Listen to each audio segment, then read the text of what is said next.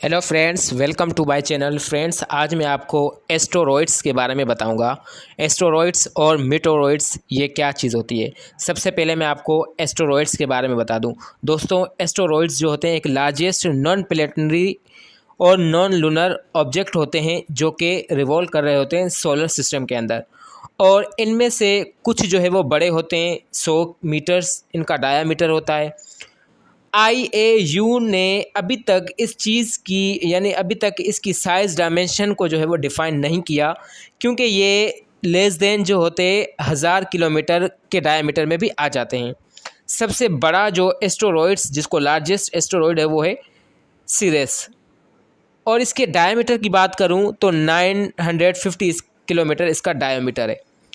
और इसको जनरली जो इरेगुलर शेप बनाई जाती है और ये बिल्कुल सरफेस क्रेटर से बिल्कुल ही कवर्ड होता है, जिसकी वजह से इसको माइनर प्लैनेट्स या फिर प्लैनेटियोइड्स भी कहा जाता है, क्योंकि ये इनमें से कुछ जो है वो ऑर्बिट के बीच में जो है वो घूम रहे होते हैं और कुछ जो है वो मार्स और जुपिटर के ऑर्बिट में भी घूम रहे होते हैं। अब मैं आपको मीटेरॉइड के बारे में बताऊंगा।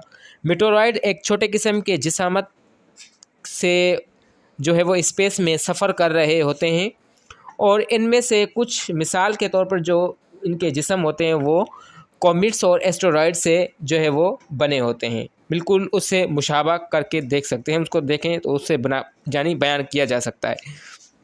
क्योंकि इसकी साइज़ और रेंज को डिफ़ाइन नहीं किया गया मेटेरॉइड की ना। बहरहाल हमें ये तो पता चल चुका है कि ये जो मेटेरॉइड्स इसका जो एक पीस होता है वो मेटर का बना होता है, जो कि डायरेक्ट जो है वो अर्थ के एटमॉस्फेयर पर हिट करता है, स्ट्राइक करता है, और एक कुदरती तौर पर मौजूदा तौर पर जो है वो मीटोर उसको कहा गया है। इसमें से एक छोटा सा पुर्जा जब किसी चीज़ ग्राउंड से हिट होकर सरवाइव करता है तो उसको हम मीटेओराइट कहते हैं। आई होप कि आपको एस्टेरॉइड और मीटेरॉइड्स के बारे में पता चल गया होगा।